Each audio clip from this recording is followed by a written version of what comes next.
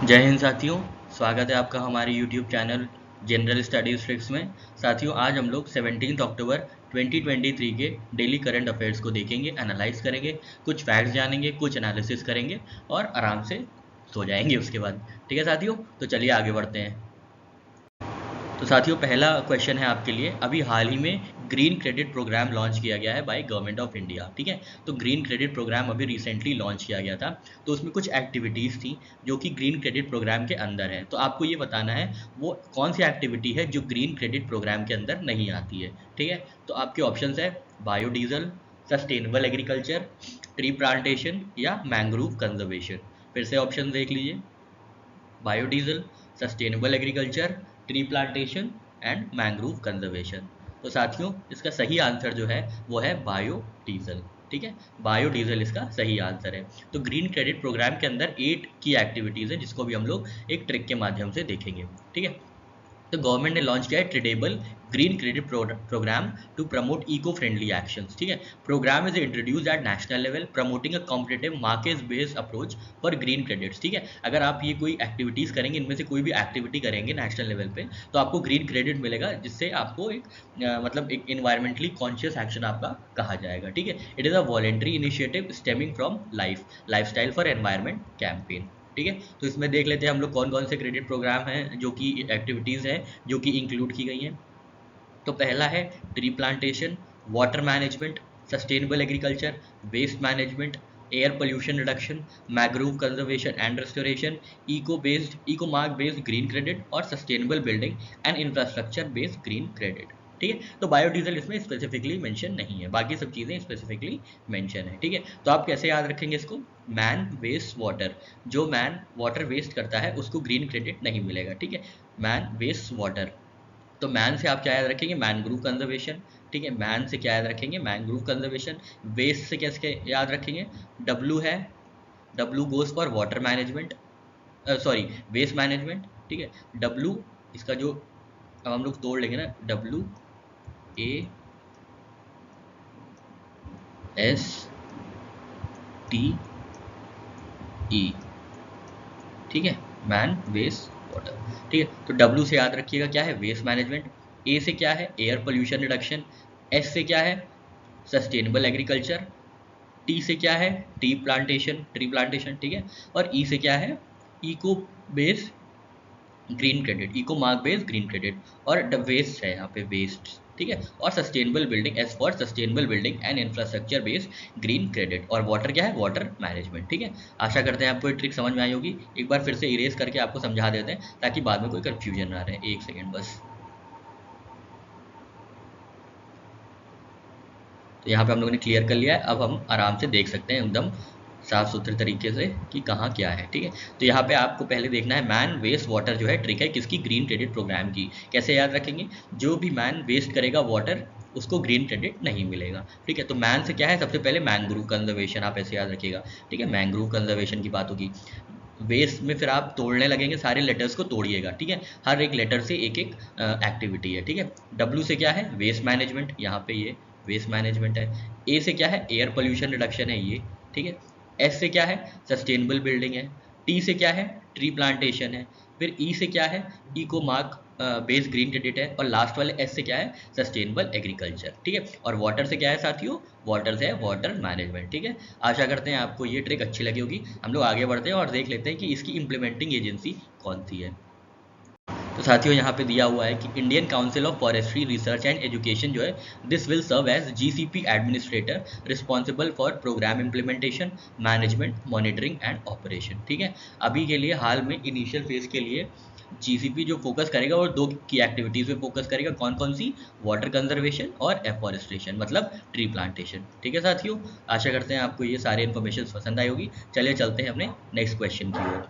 और कुछ चीज़ें हैं यहाँ पे। ग्रीन क्रेडिट रजिस्ट्री बनेगी जो कि एक ट्रेडिंग प्लेटफॉर्म होगा। उससे क्या होगा? आपने ट्रीज लगाए हैं, आपको क्रेडिट मिलेगा और आप उसको ट्रेड कर सकते हैं। ठीक है, तो ट्रेडिंग प्लेटफॉर्म इसी के लिए होगा जिसका नाम होगा ग्रीन क्रेडिट रजिस्ट्री। यहाँ पे सारे जो एक्टिविटीज़ हैं वो रजिस्टर किए जाएंगे। ग्रीन एक्टिविटीज़ जो 8 एक्टिविटीज़ हैं अभी हम लोग ने देखी थी, man waste water, man waste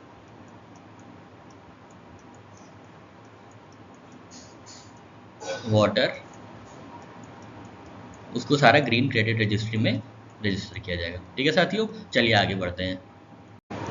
next news है साथियों अपार आईडी को लेकर। ठीक है, आप जानते होंगे, अगर आज आपने पेपर पढ़ा होगा तो उसमें अपार आईडी की इन्फॉर्मेशन होगी, न्यूज़ होगी। ये क्या है? ये एक स्टूडेंट आईडी है। ठीक है, one student one ID card. ठीक है, तो मिनिस्ट्री ऑफ एजुकेशन और गवर्नमेंट ऑफ इंडिया ने इनिशिएट किया है APAAR ID program, which is also known as one nation and one student ID card. ठीक है, एक नेशन एक स्टूडेंट आईडी कार्ड होगा। इससे आप कहीं भी कॉलेज, स्कूल, कोचिंग, कहीं पे भी आप एडमिशन लेंगे तो आपको सिर्फ यही आईडी कार्ड यूज़ करना होगा। ठीक है, तो आपको ये बताना है कि इसमें कितने डिजिट्स हैं। ठीक है, इसमें कितने डिजिट्स हैं, कई कई बार पूछ लेते हैं 14, 16, आधार कार्ड में कितने डिजिट होते हैं, पैन कार्ड में कितने होते हैं, डीएल में कितने होते हैं, तो ऐसे करके क्वेश्चन फ्रेम हो जाता है। ठीक है, तो आपको यही बताना है कि इस जो स्टूडेंट आईडी कार्ड है वो कितने डिजिट्स की है। ठीक है, तो आपके ऑप्शन है 11, 12, 13 या 14, 11, 12, 13 या 14। ठीक है, तो इसका आंसर 14 नहीं है साथियों, क्योंकि इसका आंसर है 12। ठीक है, 12 इसका आंसर है सही। तो ministry of education and government of India ने इनिशिएट किया है APAAR ID, which is also known as one nation one student ID card. ठीक है, तो ये डिजिटल आईडी कार्ड होगा for students in India whether they attend private और government schools and colleges.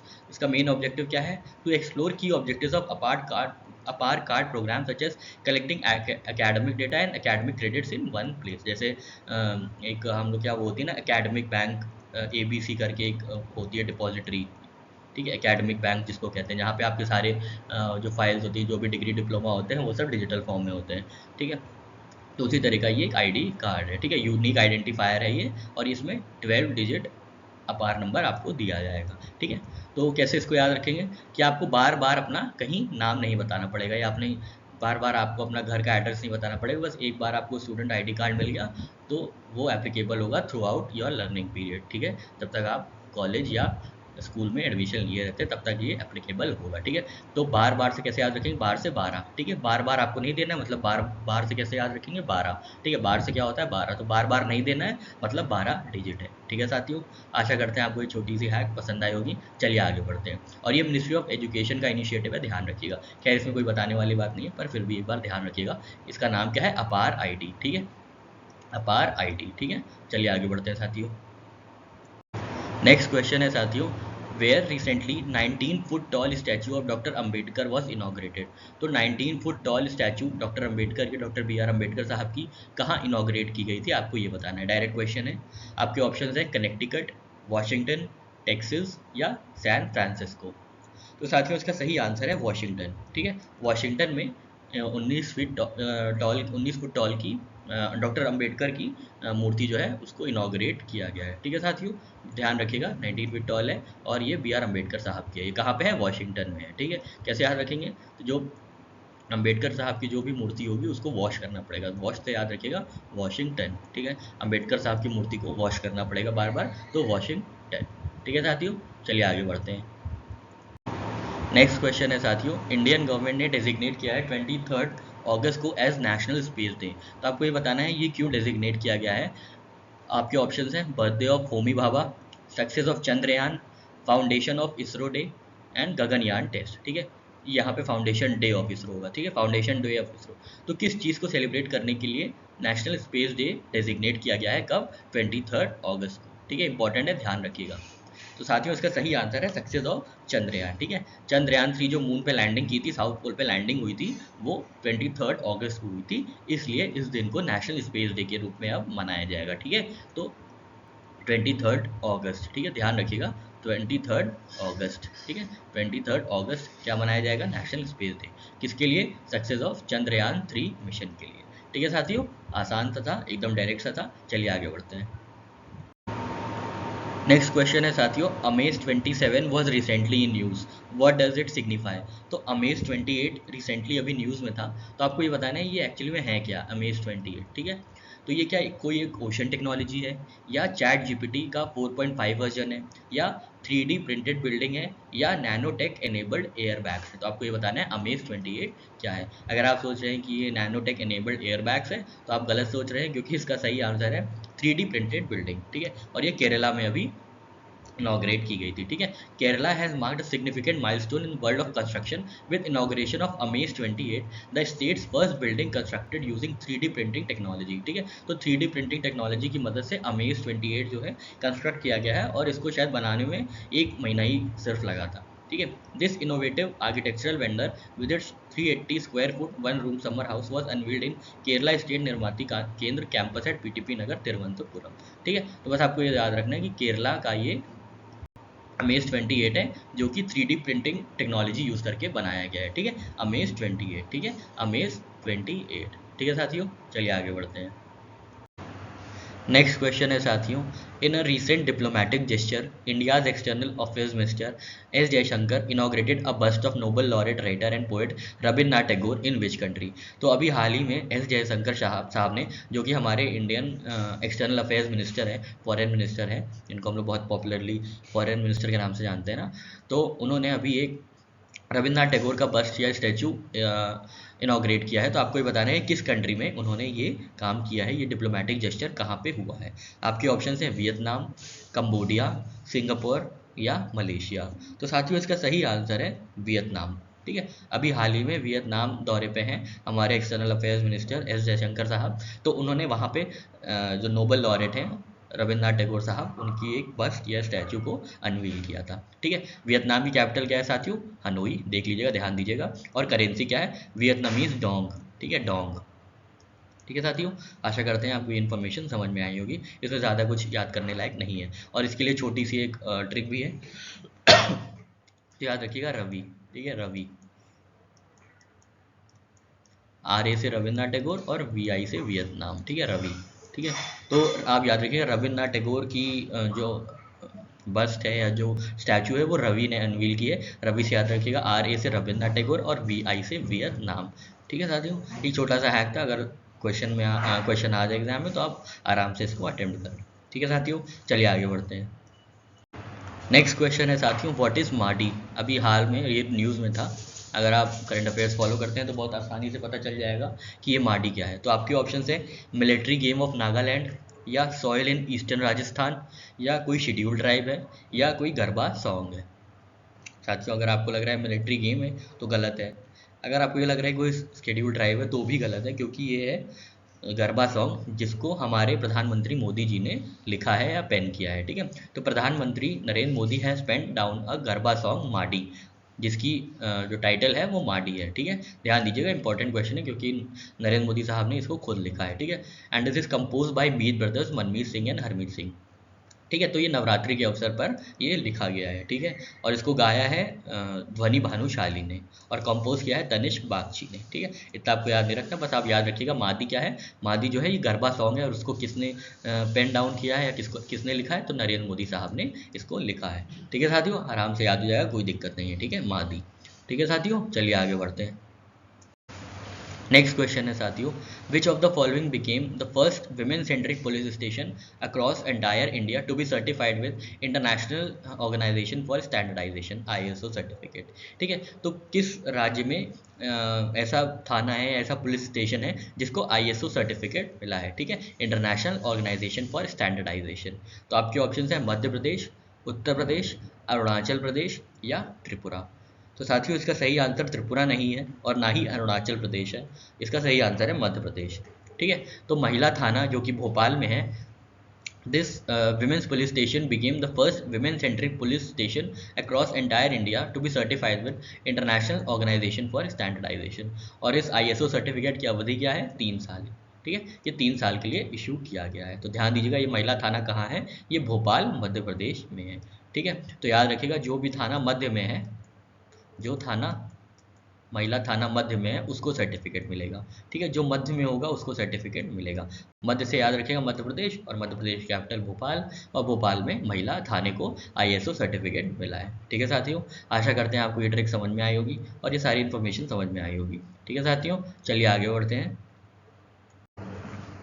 Next question है साथियों, श्रीलंका ने अभी हाल ही में इंडियन ओशन रिम एसोसिएशन की जो है चेयरमैनशिप प्राप्त की है। तो आपको ये बताना है श्रीलंका से पहले कौन चेयर था इंडियन ओशन रिम एसोसिएशन का, ठीक है।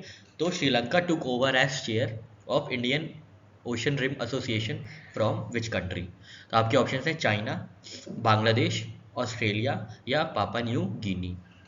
तो साथियों इसका सही आंसर न चाइना है ना ऑस्ट्रेलिया है, इसका सही आंसर है बांग्लादेश। ठीक है, इसका सही आंसर क्या है साथियों? बांग्लादेश। तो Sri Lanka took over as chair of Indian ocean rim association from period 2023 to 2025 during 23rd council of ministers meeting at Indian ocean rim Association held in Colombo, Sri Lanka.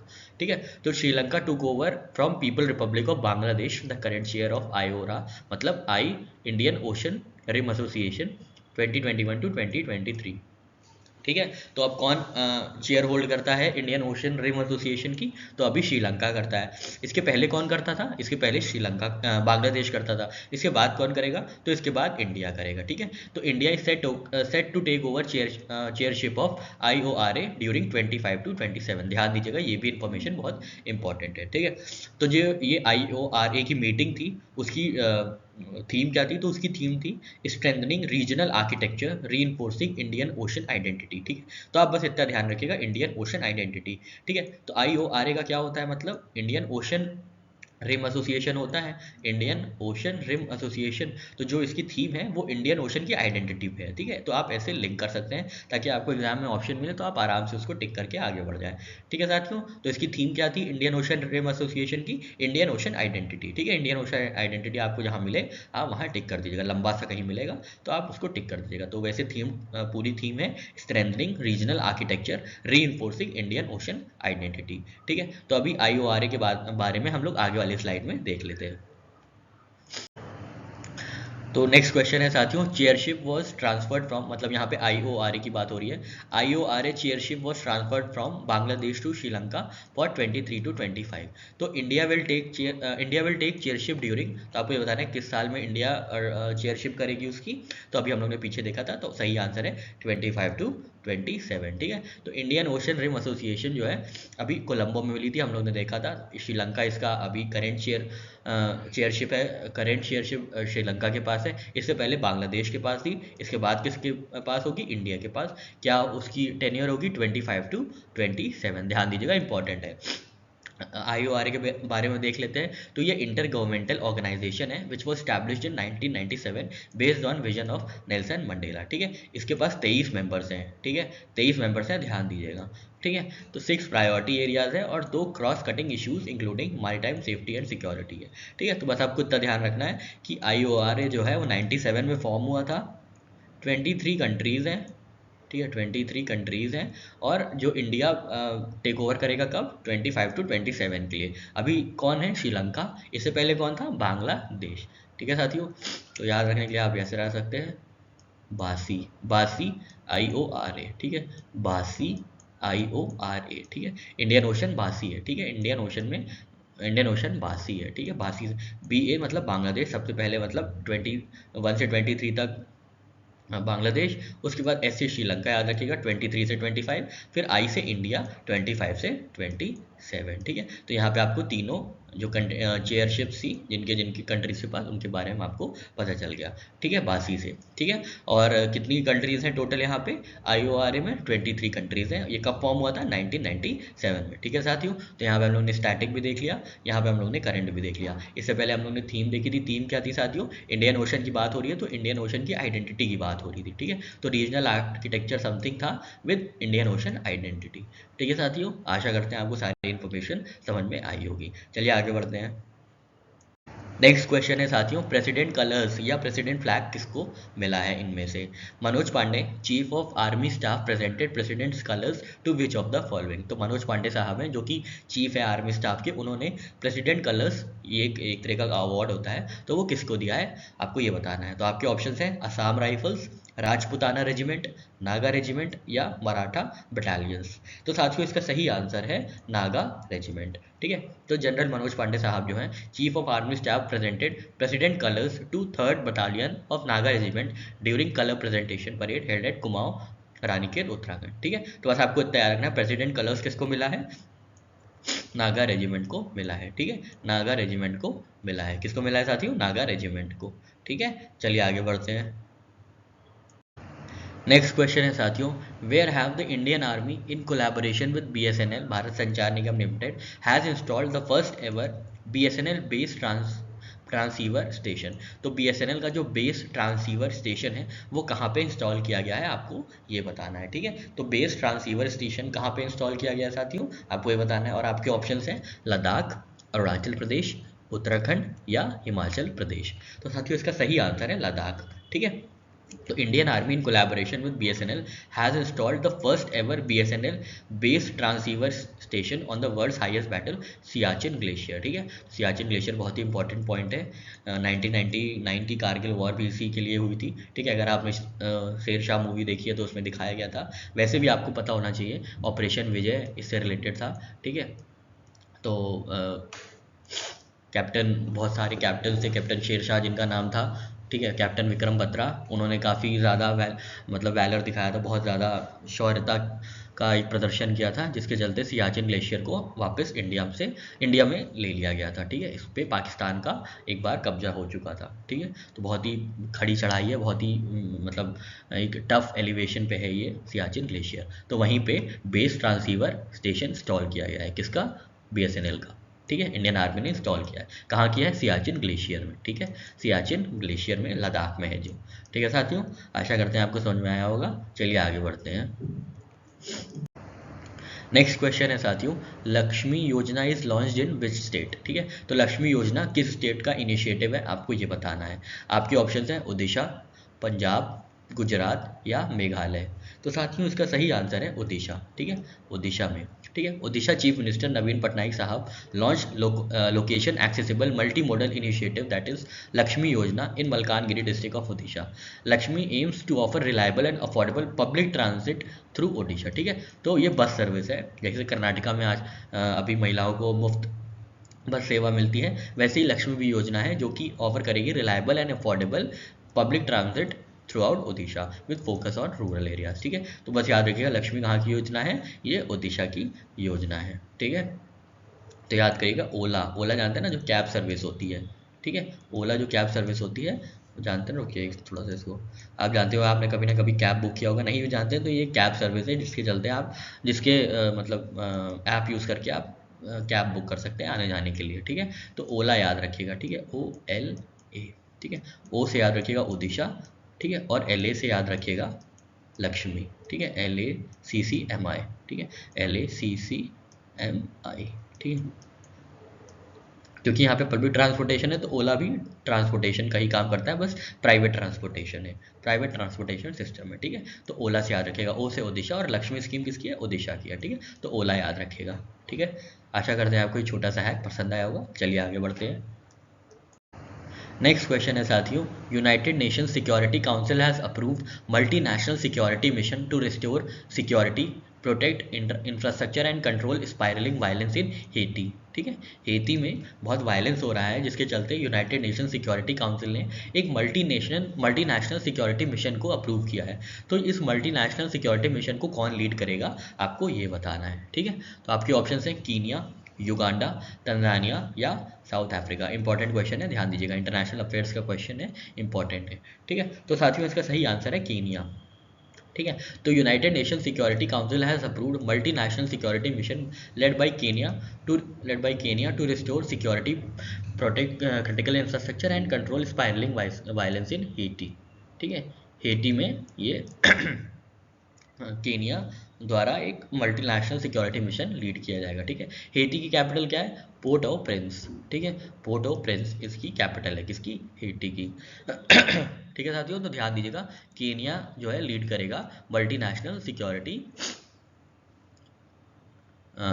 Mission, ठीक है। ऐसे याद करने के लिए आप याद कर सकते हो, जो मल्टीनेशनल सिक्योरिटी मिशन है MSS मल्टीनेशनल सिक्योरिटी मिशन है, बहुत हाँकते हैं, ठीक है, हाँकते हैं, ठीक है, हाँके हैं, बहुत हाँके हैं, मतलब हाँकते मतलब हमारे यहाँ बोलते हैं कि जो बहुत लंबा लंबा फेंकते हैं, ठीक है।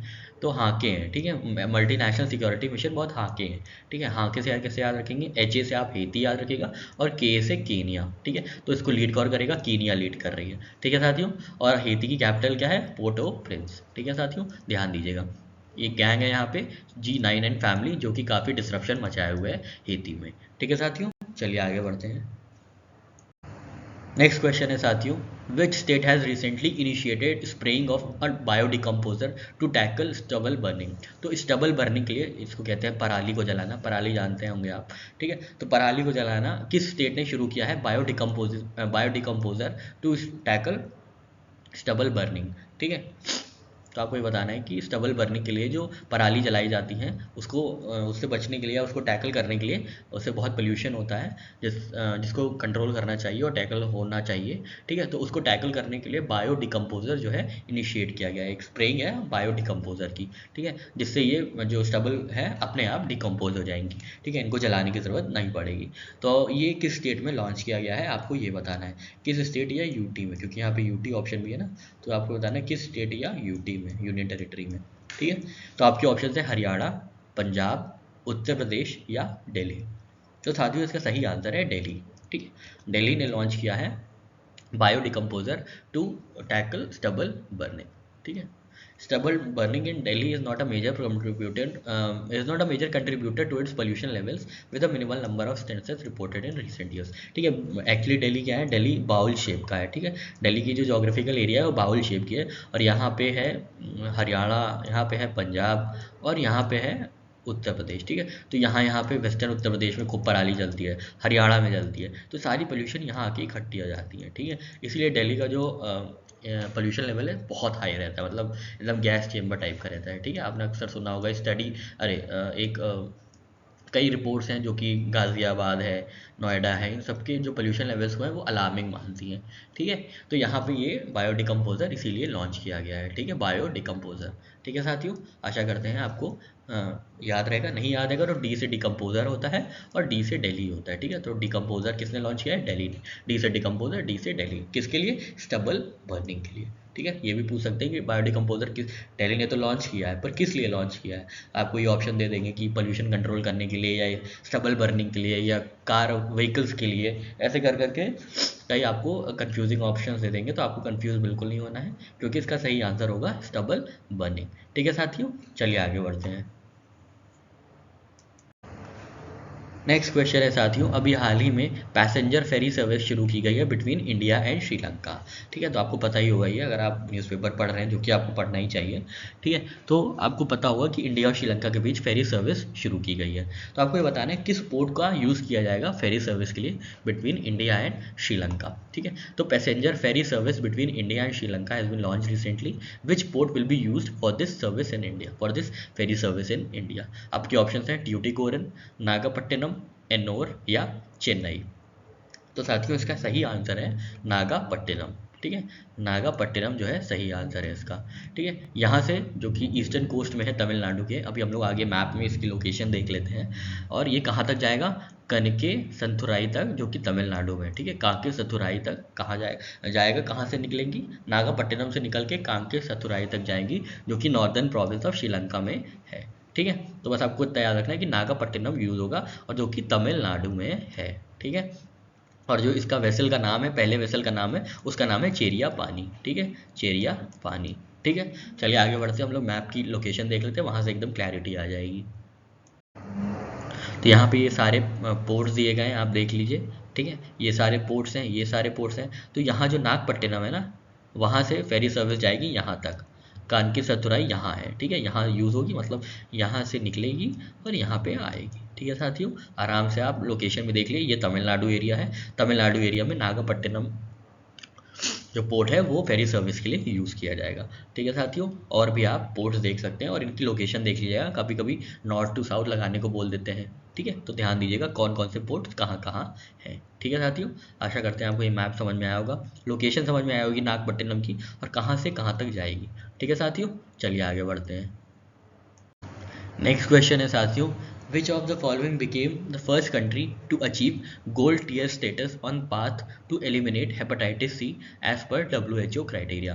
तो किस कंट्री को गोल्ड टियर स्टेटस मिला है for elimination of hepatitis C, ठीक है, एज पर WHO क्राइटेरिया। अच्छा यहाँ पे ऑलरेडी दिया हुआ है, ठीक है, तो ध्यान दीजिएगा यहाँ पे इजिप्ट आंसर है, ठीक है, ऑलरेडी यहाँ पे दिया रखा था, इसमें एनिमेशन लगाना भूल गए थे, चलिए कोई बात नहीं। तो इजिप्ट जो है वो पहली कंट्री बना है to achieve gold tier status on path to elimination of hepatitis C, ठीक है। हेपेटाइटिस सी को एलिमिनेट करने के लिए जो प्रोग्राम्स किए गए हैं, जो इनिशिएटिव्स लिए गए हैं इजिप्ट में, उसकी वजह से इनको गोल्ड टीयर स्टेटस मिला है। तो इन्होंने क्या क्या किया है, क्या क्या करा है जिसके चलते गोल्ड टीयर का स्टेटस मिल गया है। तो इनको क्या करना था, ensuring 100% blood and injection safety, maintaining a minimum of 150 needles per year, ठीक है, diagnosis of over 80% of people living with chronic hepatitis C virus, treating over of 70% individuals diagnosed with HCV, and establishing of sentinel services surveillance program for hepatitis quill including liver cancer। ठीक है, तो इनका ये initiative थी 100 million healthy lives, जिसके चलते इनको gold tier का स्टेटस मिला है। ठीक है, ध्यान रखिएगा हेपेटाइटिस क्या है, this is inflammation of liver. ठीक है, और ये किससे होता है, ये वायरस से होता है। ठीक है, वायरस से होता है ये। तो गोल्ड ईयर स्टेटस किसको मिला है हेपेटाइटिस सी के लिए, तो आप याद रखेंगे इजिप्ट को मिला है। ठीक है, इजिप्ट को मिला है हेपेटाइटिस वायरस, किसको मिला है, इजिप्ट को गोल्ड ईयर स्टेटस मिला है। ठीक है साथियों, चलिए आगे बढ़ते हैं। नेक्स्ट क्वेश्चन है साथियों, who has partnered with National Skill Development Corporation to launch Super Power Retailer Skill Development Program।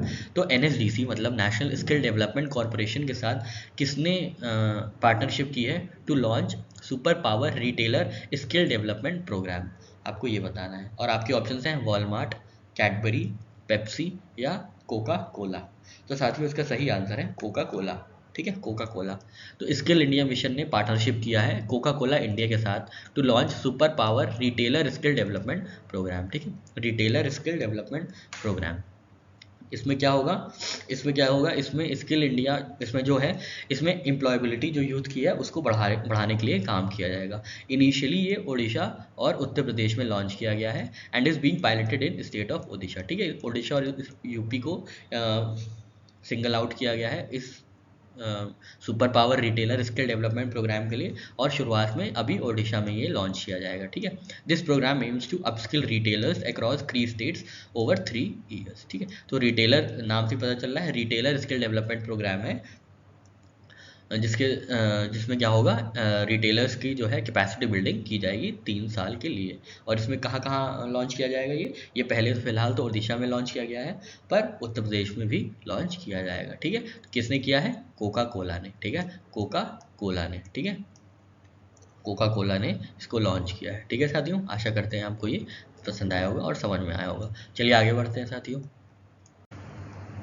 यहाँ तो आपको पता ही है, तो हम लोग ने देख लिया है कि रिटेलर स्किल डेवलपमेंट प्रोग्राम जो है वो कोका कोला का है, पर आपको हम यहाँ पे छोटा सा हैक बताना भूल गए थे। ठीक है, तो रिटेलर, आप ये रिटेलर लिखा ना, ये रिटेलर, ठीक है, आप इसका शुरुआत के 3 लेटर ले लीजिए, रेत। ठीक है, रेत में क्या पीने का मन होता है, रेत में कोका कोला पीने का मन होता है, क्योंकि रेत डेजर्ट है, बहुत प्यास लगती है, तो रेत में क्या पीने का मन होता है, कोका कोला। ठीक है, ध्यान दीजिएगा, कोका कोला। तो इसलिए कोका कोला ने रिटेलर पार्टनरशिप की है। ठीक है, रिटेलर पार्टनरशिप किसने की है, कोका कोला ने। क्यों, क्योंकि रेत है, रिटेलर में जो है रेत है, और रेत में क्या होता है, रेत में मन होता है कोका कोला पीने का। ठीक है साथियों, आशा करते हैं आपको ये ट्रिक पसंद आई होगी। चलिए आगे बढ़ते हैं। नेक्स्ट क्वेश्चन है साथियों, नमस्ते portal is related with which of the following ministry. तो नमस्ते पोर्टल जो है वो किस मिनिस्ट्री से संबंधित है, आपको ये बताना है। आपके ऑप्शन हैं ministry of Ayush, ministry of finance, ministry of commerce and industry या मिनिस्ट्री ऑफ MSME। तो साथियों इसका सही आंसर है मिनिस्ट्री ऑफ आयुष। ठीक है, तो ministry of AYUSH has sought for Ayurveda and related systems to be included in 11th revision of international classification of disease as module 2। ठीक है, तो development module 2 relies on implementation knowledge obtain from national AYUSH mobility and standardize terminology electronic portal. ये है नमस्ते portal. तो ये किससे related है, ये मिनिस्ट्री ऑफ आयुष से रिलेटेड है। ठीक है साथियों, ध्यान दीजिएगा किससे रिलेटेड है, मिनिस्ट्री ऑफ आयुष से रिलेटेड है। ठीक है, तो अगर आप किसी को नमस्ते करते हैं ना, तो वो आपको आयुष्मान भव कहता है। ठीक है, तो आप ऐसे याद रखिए, किसी को आप नमस्ते करते हैं तो वो कहता है आयुष्मान भव। ठीक है, तो आप ministry of Ayush he portal है नमस्ते। ठीक है साथियों, आशा करते हैं आपको ये छोटी सी ट्रिक पसंद आई होगी। चलिए आगे बढ़ते हैं। नेक्स्ट क्वेश्चन है साथियों, नेशनल ग्रीन ट्रिब्यूनल एक ट्रिब्यूनल है, तो उन्होंने ग्रांट किया है 4 weeks time to update on the status of obtaining Ramsar tag for Dhanauri wetland. ठीक है, तो आपको ये बताना है धनौरी वेटलैंड कहाँ है, क्योंकि NGT ने, नेशनल ग्रीन ट्रिब्यूनल ने इनको 4 हफ्ते का टाइम दिया है कि ये रामसार साइट जो रामसार टैग जो है वो ऑब्टेन करना चाहते हैं, तो इनको स्टेटस बताना पड़ेगा किसका, धनौरी लैंड का। तो आपको ये बताना है कि कि धनौरी कहाँ है। ठीक है, तो आपके ऑप्शन हैं गोवा, केरला, हिमाचल प्रदेश या उत्तर प्रदेश? तो साथियों इसका सही आंसर है उत्तर प्रदेश। ठीक है, उत्तर प्रदेश में धनौरी वेटलैंड है, उत्तर प्रदेश के ग्रेटर नोएडा में।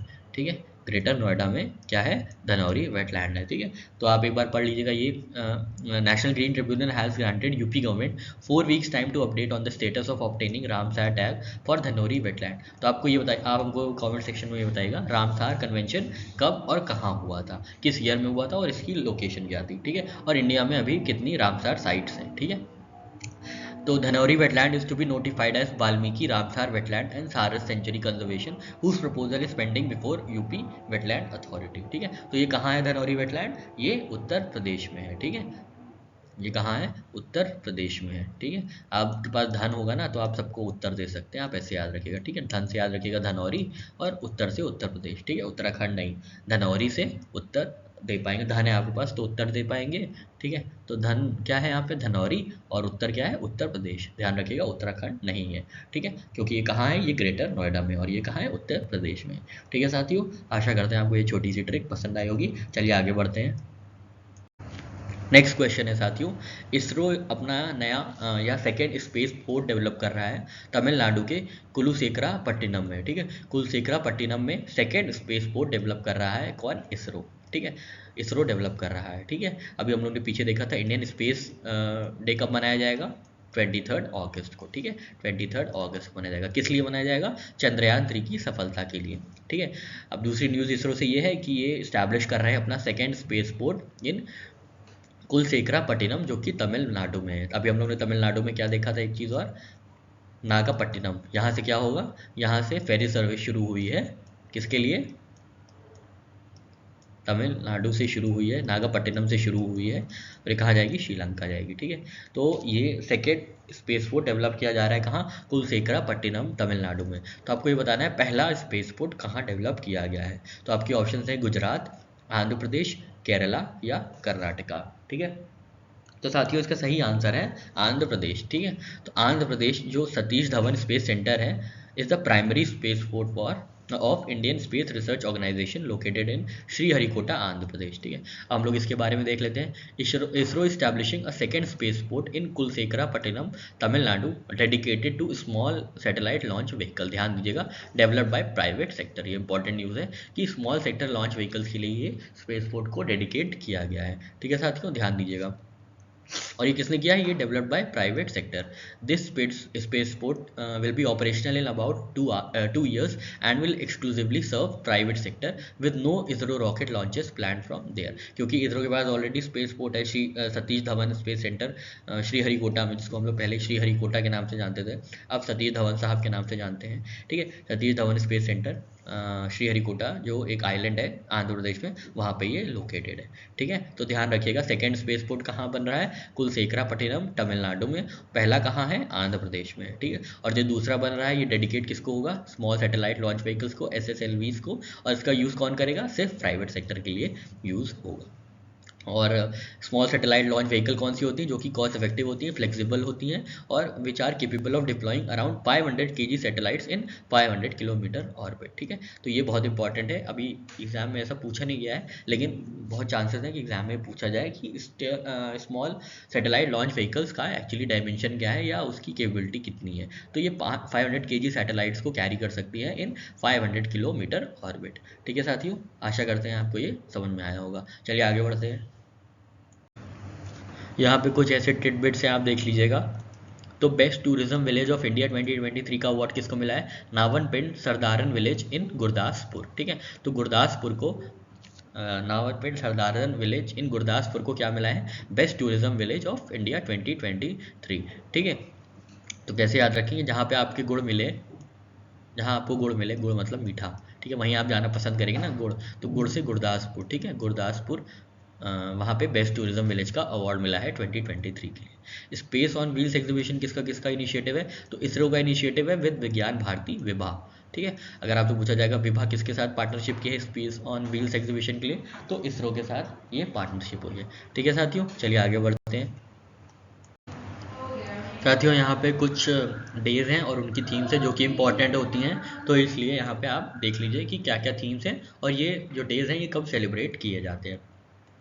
आपको डेट्स याद नहीं रखनी क्योंकि जनरली ये काफ़ी लो आउटपुट है एक तरीके से याद रखना, पर आप डेफिनेटली आराम से थीम्स याद कर सकते हैं। ठीक है, थीम्स आप किसी न किसी तरीके से एक बार दिमाग में बैठा सकते हैं। ठीक है, तो स्टार्ट करते हैं हम लोग।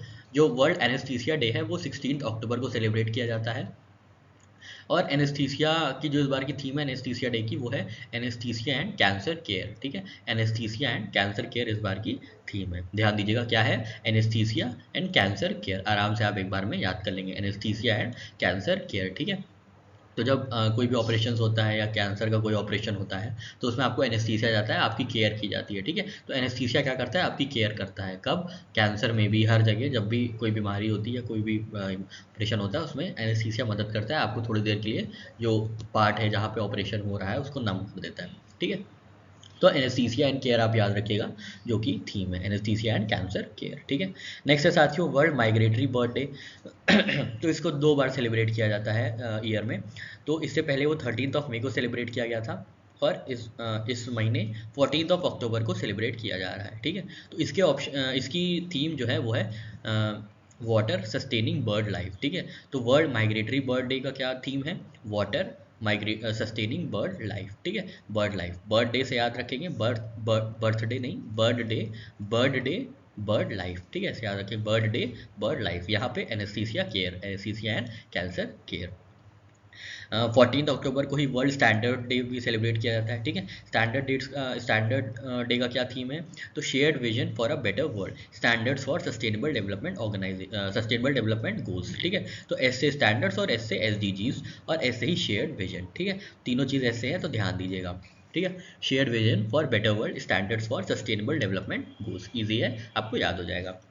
नेक्स्ट है, ये इंपॉर्टेंट है साथियों क्योंकि ये international day of rural women की बात कर रहा है। ये कब सेलिब्रेट होता है, कोशिश करिएगा इसकी डे भी याद कर लीजिएगा क्योंकि हायर चांसेस रहते हैं जो कि प्रोमिनेंट चीज़ें होती हैं उनके एग्जाम में पूछे जाने की। ठीक है, तो rural international day of rural women कब सेलिब्रेट किया जाता है, 15 अक्टूबर को सेलिब्रेट किया जाता है। और इसकी जो थीम है वो क्या थीम है, rural women, women are rights, women with rights. ठीक है, तो rural women, women with rights की थीम है। ठीक है, तो रूरल गांव में जो औरतें हैं उनके भी राइट्स हैं। ठीक है, ये इस बार की थीम है, rural women, women with rights. ठीक है, नेक्स्ट है साथियों ग्लोबल हैंड वॉशिंग डे। तो ये कब सेलिब्रेट किया जाता है, 15 को सेलिब्रेट किया जाता है। ठीक है, इसकी क्या थीम है, clean hands are within reach. ठीक है, clean hands are within reach, बस इतना याद रखिएगा, क्लीन हैंड्स। हैंड वॉशिंग का क्या मतलब होता है, क्लीन हैंड्स होना। ठीक है, हैंड वॉशिंग का जो तात्पर्य होता है, जो ऑब्जेक्टिव होता है वो क्या होता है, हैंड्स क्लीन हो जाए। ठीक है, तो आप ऐसे याद रखेंगे, clean hands are within reach. ठीक है, एक बार फिर से देख लेते हैं, एनेस्थीसिया से क्या होगा, एनेस्थीसिया एंड केयर, मतलब anaesthesia and cancer care. World migratory bird day से बर्ड लाइफ, तो वाटर सस्टेनिंग बर्ड लाइफ ये थीम है। स्टैंडर्ड्स डे की क्या है, ऐसे स्टैंडर्ड्स और ऐसे शेयर्ड विजन और ऐसे ही सस्टेनेबल डेवलपमेंट गोल, तो shared vision for a better world, standards for sustainable development goals इस बार की थीम है। नेक्स्ट है साथियों रूरल वुमेन कब सेलिब्रेट किया जाता है, 15 अक्टूबर को, और इस बार की थीम क्या है कि गाँव की जो औरतें हैं, रूरल वुमेन हैं, वो भी, उनके भी राइट्स हैं, तो rural women, women with rights.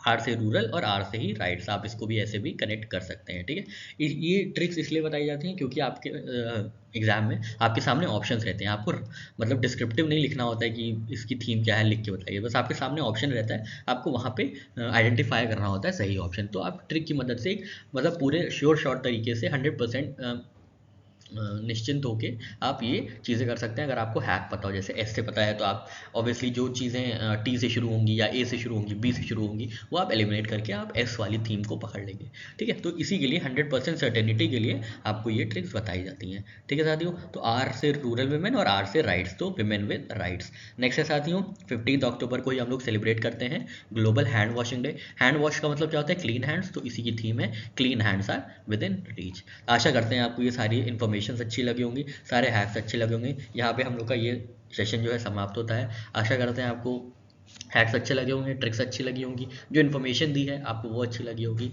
ठीक है, तो अब हम लोग कल मिलते हैं 18 अक्टूबर 2023 के करंट अफेयर्स के साथ। तब तक के लिए जय हिंद, जय भारत।